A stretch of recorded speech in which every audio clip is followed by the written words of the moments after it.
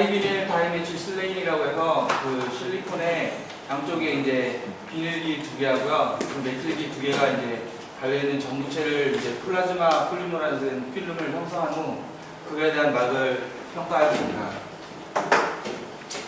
우선 목차를 살펴보면 서론 부분에서 일반적인 플라즈마 폴리머라이즈 필름의 어떤 일반적인 특성을 살펴보고요. 그리고 제가 사용했던 그 다이비닐 다이메칠 실레인이라는 DVDMS라는 그런 전구체를 사용해서 어떤 PP 필름을 형성하고 그것에 대한 어떤 막의 특성 평가와 어떤 증착 조건 부분을 살펴보겠습니다. 그리고 마지막으로 결론을 말씀드리겠습니다.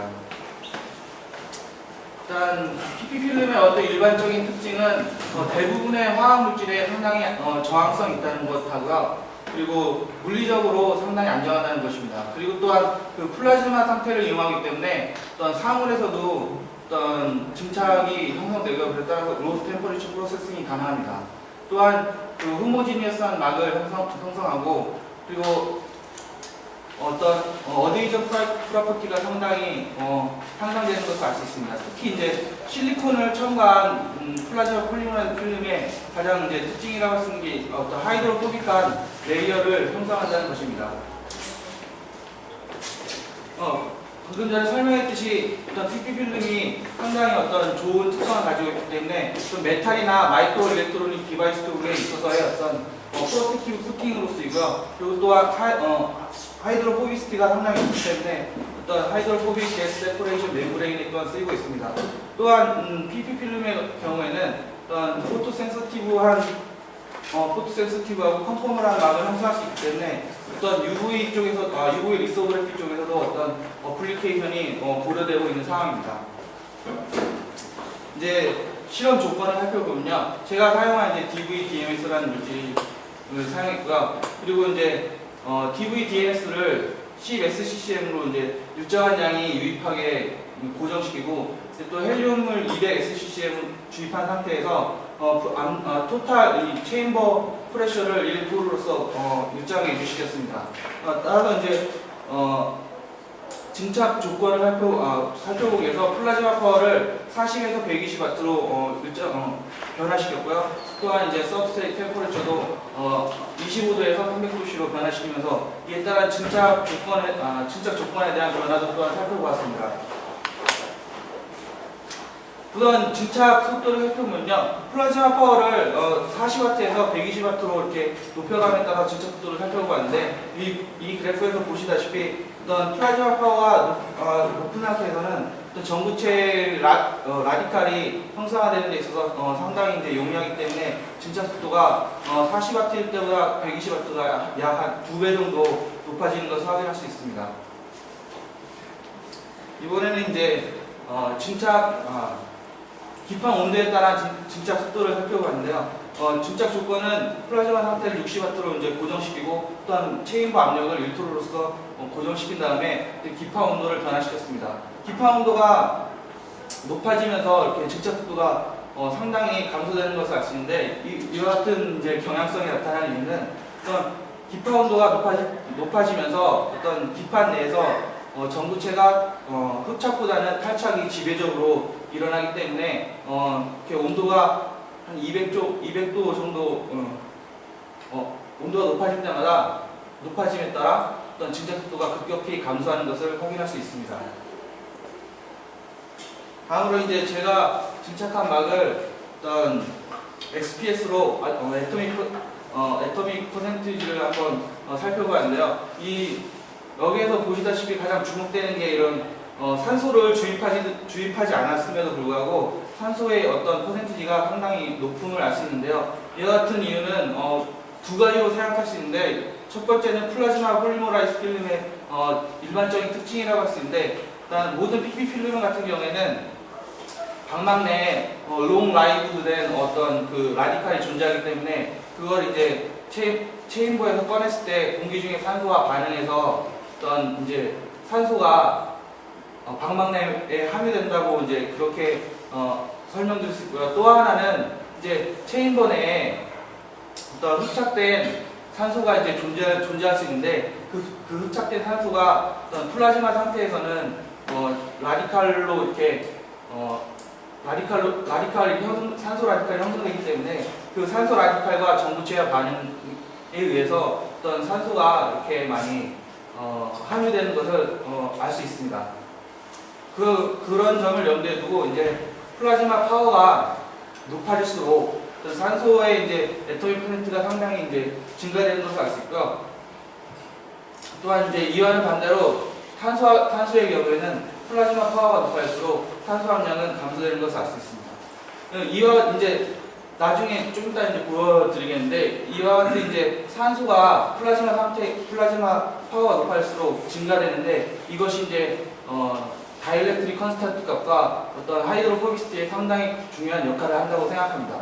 또한 이제 기파 온도에 따라서는 25도하고 100도를 비교해 보면 어떤 산소가 25도보다는 100도씨에서 훨씬 더 이제 감소되는 것을 알 수 있는데 이와 같은 이유는 어떤 수증기가 이제 체인부 안에 존재할 수 있는데 이게 100도씨에서는 탈착이 돼서 떨어져 나가기 때문에 그런 결과가 나타나는 것 같습니다. 이제 K 값을 살펴보면요. 방금 이제 K 값 같은 경우 이제 3.4에서 3.9 정도로 어떤 플라즈마 파워가 증가함에 따라 K 값이 증가되는 것을 알 수 있는데 이와 같은 이유는 방막 내에 방금 전에도 얘기했듯이 방막 내에 어떤 산소 성분이 플라즈마 파워가 증가됨에 따라 함유량이 증가되기 때문에 이런 결과가 나타나게 됩니다. 이번에는 이제 비판 온도의 영향을 살펴봤는데 그냥 저번에도 얘기했듯이 어떤 100도씨에서 급격한 이제 가장 낮은 K값을 한 3.0 정도의 K값을 얻을 수 있었는데 이와 같은 이유는 방막 내 어떤 산소 함량이 감소되기 때문에 이와 같은 결과를 나타낼 수 있습니다. 이제 하이드로포비시티를 이제 측정하기 위해서 컨택 앵글을 이제 측정해 보았는데요. 플라즈마 파워에 따라 컨택 앵글이 91도에서 74도로 급격히 감소되는 것을 알 수 있습니다.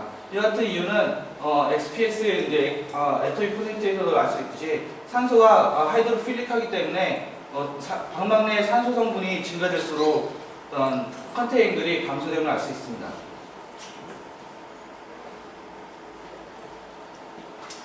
예, 이제 컨택 앵글을 바탕으로 해서 서피스 에너지를 측정할 수 있는데요. 포커스식이라고 가장 이제 널리 쓰이는 서피스 에너지 식을 나타내고 있습니다. 그래서 이제 여기 컨택 앵글을 이쪽에 대입하고요. 그래서 이 두 가지 물질 워러하고 다이아이도메세인을 사용해서 어떤 서피스 에너지를 또한 측정해 보았습니다. 서피스 에너지 역시 어떤 컨택 앵글과 서피스 에너지를 측정하는데요. 40W에서는 32 mJ/m제곱으로 상당히 낮은 서피스 에너지를 구할 수 있었습니다. 다른 폴리머막과 비교했을 때 요즘에 이제 좀 많이 사용되는 OTFT 쪽의 게이트 다이렉트로 사용하는 PMMA와도 비교했을 때 상당히 낮은 서피스 에너지를 얻을 수 있었습니다.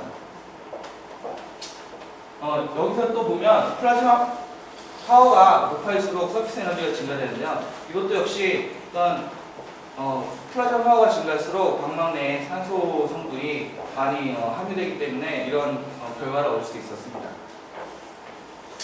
예, 이제 방막의 어떤 정기적 특성을 살펴보기 위해서 IV 어널리시스를 해봤는데요. 보시는 바와 같이 40V 이상에서도 브레이크다운이 일어나지 않아 상당히 우선 이제 절연막으로서 쓰일 가능성이 내포되어 있습니다. 서피스 모폴로지를 이제 측정하기 위해서 AFM 어널리시스를 했는데요. 이제 두께가 조금씩 틀리기 때문에 어떤 정확한 경향성은 없지만 40W나 60W일 때 어떤 상당히 방막이 스무드한 방막을 얻을 수 있었습니다. 이제 마지막으로 이제 결과를 살펴보면 어떤 DVDMS를 이용해서 플라즈마 폴리머라이즈 필름의 어떤 특성을 살펴봤는데요. 어떤 상온에서 플라즈마 파워를 40W에서 120W 했을 때 어떤 증자 속도를 400에서 800, 900, 950ml/m로 조절이 가능하고요. 또한 K값 역시 어떤 상온에서 3.4에서 3.9의 K값을 얻을 수 있었습니다. 또한 컨택 앵글 같은 경우에도 또한 조절이 가능해서 조절이 가능하고 약 플라즈마 파워에 따라서 74도에서 99도의 값을 얻을 수 있었습니다. 또한 리퀴지 커런트가 5V에서 10-6승 정도의 상당히 낮은 리퀴지 커런트 값을 가질 수 있어서 또한 저렴막으로서 아직 이제 안 해봤지만 저렴막으로서 상당히 좋은 가능성을 내포하고 있습니다. 이상으로 발표를 마치겠습니다.